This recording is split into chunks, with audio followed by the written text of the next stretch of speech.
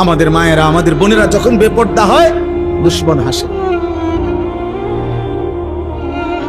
অথচ ইসলাম সেই জাতি, যে জাতির এক মা, নবীর এক মহিলা সাহাবী যুদ্ধের ময়দানে ওনার ছেলে শাহাদাত বরণ করছিলেন। শহীদের পবিত্র লাশ, ছেলের লাশ খুঁজবার জন্য উনি পর্দায় আবৃত হয়ে চেহারা মুখ ডেকে তো লাশের মধ্য থেকে ওনার ছেলের লাশটা খুঁজতেছিলেন।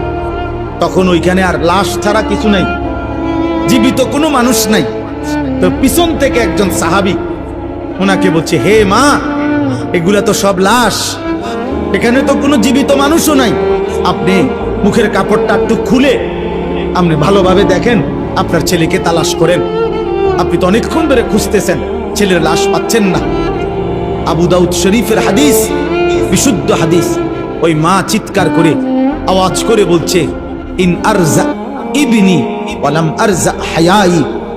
হে ঈমানদার, আমি তো আমার সন্তান হারিয়েছি, আমি আমার ইজ্জত, আমার সম্ভ্রম, আমার হায়া, আমার লজ্জা তো এখনো হারাই নাই।